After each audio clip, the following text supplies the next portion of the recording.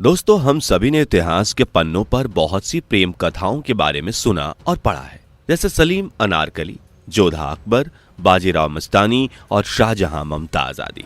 लेकिन इन सभी कहानियों के अलावा भी कुछ ऐसी कहानियां हैं जो हमारे सामने नहीं आई, और इन्हीं कहानियों में से एक कहानी है सम्राट पृथ्वीराज चौहान और संयोगिता की।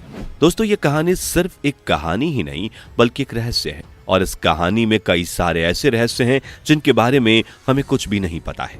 दोस्तों, अक्सर दूसरे धर्मों के लोग संयोगिता और पृथ्वीराज के बारे में कई तरह की उल्टी सीधी खबरें बताते हैं, लेकिन आज हम आपको पृथ्वीराज और संयोगिता के बारे में कुछ ऐसी सच्ची बातें बताने वाले हैं जो कि आपको बिल्कुल भी पता नहीं होंगी।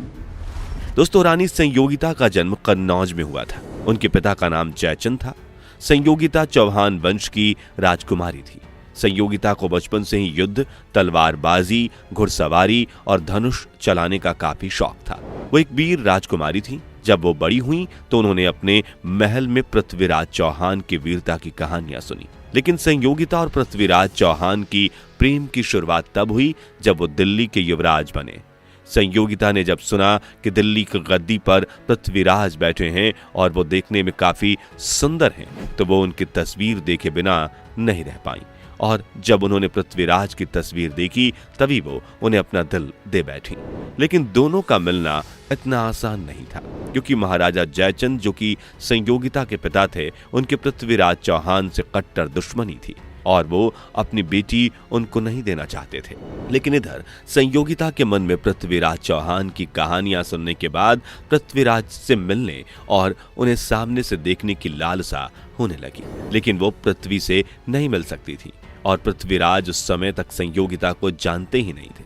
संयोगिता ने अपनी मां से कुछ दिनों में बताया कि वो पृथ्वी को मन ही मन चाहती हैं और उनसे ही विवाह करेंगी। संयोगिता की मां ने ये बात संयोगिता के पिता से कही, लेकिन संयोगिता के पिता पृथ्वीराज के मान सम्मान से काफी चिढ़ते थे।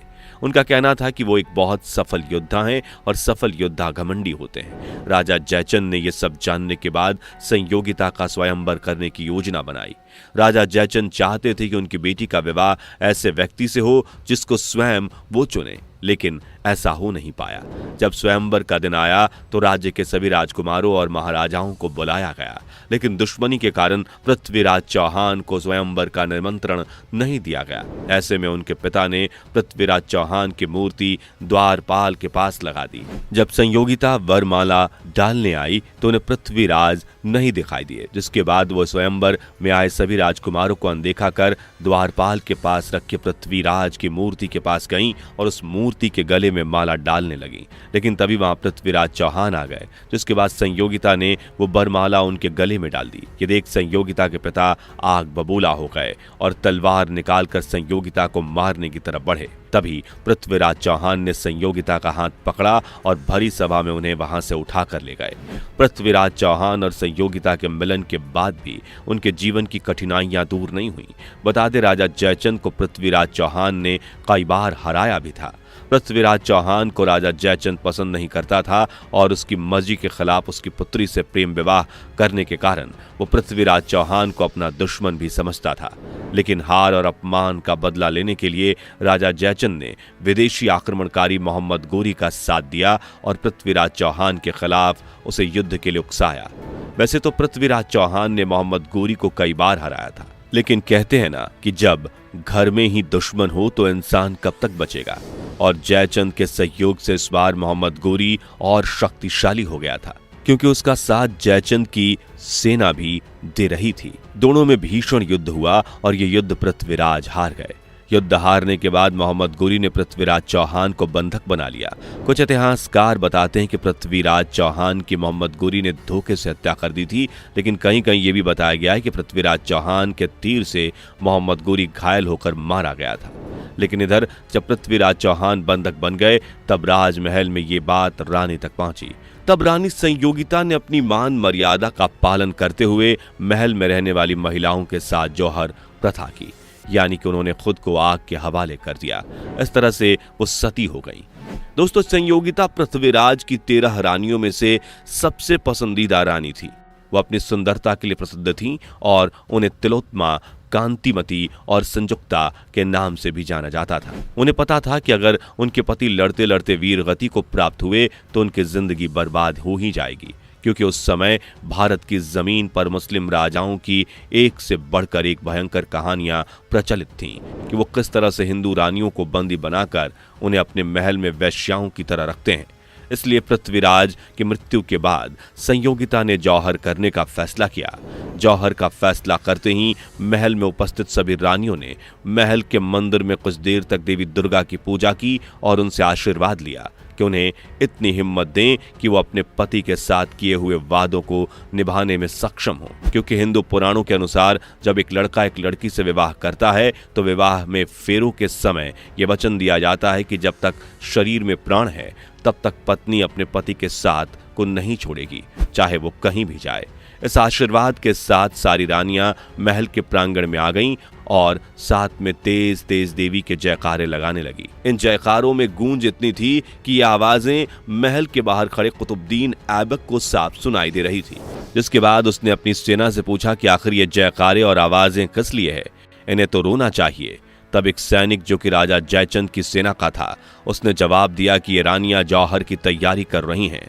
कुतुबुद्दीन ऐबक को उस समय तक जौहर प्रथा के बारे में नहीं पता था। तब उसने पूछा कि ये जौहर क्या होता है, तो उसे बताया गया कि जब किसी हिंदू राजपूत रानी का पति मर जाता है तो वो अपनी पवित्रता को बचाए रखने के लिए अपने आप को जिंदा जला लेती है। इस प्रथा को जौहर प्रथा कहते हैं। ये सब सुनकर कुतुबुद्दीन का दिमाग खराब हो गया, क्योंकि मोहम्मद गोरी के बाद दिल्ली का सुल्तान कुतुबुद्दीन को ही बनना था और उसे संयोगिता बेहद पसंद थी।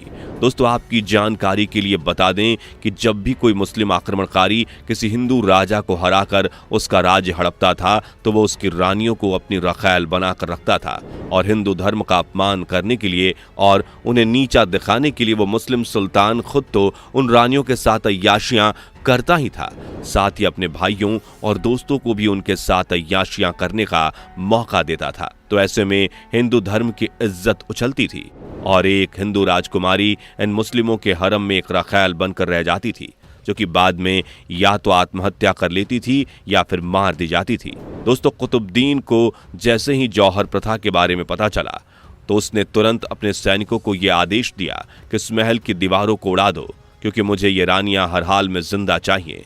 लेकिन उसमें एक दिक्कत थी, क्योंकि किले के चारों ओर एक गहरी खाई थी जिसमें यमुना का पानी बहता था। विशाल चिता की तैयारियां किले के अंदर होने लगी थीं।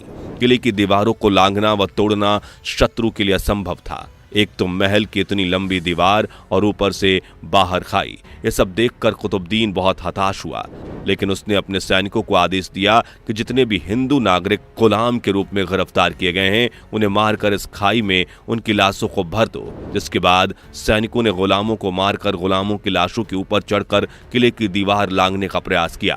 कुतुबुद्दीन के सैनिक हिंदू वीरों को खाई में फेंक कर खाई भरने लगे। जब खाई लाशों से भर गई तब उन्हीं लाशों पर हाथियों को चलाकर किले के दरवाजे को तोड़ने का प्रयास किया गया, लेकिन दरवाजे पर भारी कीलें लगी थीं जो काफी बड़ी बड़ी थीं। ये कीलें हाथियों से नहीं टूट रही थीं। तब कुछ सैनिकों ने किले की दीवार पर चढ़ने का प्रयास किया, लेकिन इन सैनिकों को दूसरी तरफ के सैनिकों ने मार गिराया। अंत में बड़ी बड़ी कीलों के सामने जयचंद के पुत्र धीरचंद्र को खड़ा किया गया, जिसके बाद धीरचंद के शरीर पर एक हाथी ने जोरदार टक्कर मारी, जिससे वो बुरी तरह से किले के फाटक पर जा टकराया और इससे किले का फाटक भी टूट गया। तब तक महारानी संयोगिता ने रानी प्रथा को आगे बढ़ाते हुए 1000 हिंदू वीरांगनाओं के साथ अपने अपने पतियों के लिए जौहर कर लिया। जब कुतुबुद्दीन ऐबक महल के अंदर पहुंचा तो वहां इतनी तेज आग की लपटें जल रही थीं कि वो उसके पास भी नहीं जा सका और संयोगिता को न पाने के कारण इतना बौखला गया कि उसने महल में स्थित कुछ दासियों को अपने साथ बंदी बनाकर अपने हरम में रख लिया और उन्हें खूब यातनाएं दी। कई इतिहासकारों के मुताबिक संयोगिता के जौहर के बाद कुतुबुद्दीन ने संयोगिता के बारे में बहुत सी उल्टी सीधी बातें की थीं, यहाँ तक कि उसके चरित्र पर भी उंगली उठाई थी। लेकिन ये सारी बातें झूठी थीं, कहते हैं ना कि जब लोमड़ी को अंगूर नहीं मिलते तो लोमड़ी कहती है अंगूर खट्टे हैं। वही हाल कुतुबुद्दीन का भी था, लेकिन अगर महाराजा जयचंद मोहम्मद गोरी का साथ नहीं देते तो मोहम्मद गोरी की इतनी औकात नहीं थी कि वो पृथ्वीराज चौहान जैसे वीर राजपूत योद्धा को हरा सके। पृथ्वीराज चौहान के मशहूर राजकवि चंद्रवरदाही द्वारा लिखे गए पृथ्वीराज रासो काव्य में रानी संयोगिता का उल्लेख किया गया है। काव्य में ये बात स्पष्ट की गई है कि संयोगिता पूर्व जन्म में रंभा नामक अप्सरा थीं, जिन्हें किसी ऋषि के श्राप के कारण धरती पर जन्म लेना पड़ा था। तो दोस्तों, ये थी वीरांगना रानी संयोगिता की कहानी। आपके इसके बारे में क्या राय है, नीचे कमेंट करके जरूर बताएं। जाने से पहले वीडियो को लाइक शेयर जरूर करें और ऐसी ही और वीडियोस के लिए इस चैनल को सब्सक्राइब करके बेल नोटिफिकेशन को भी जरूर ऑन कर ले। धन्यवाद।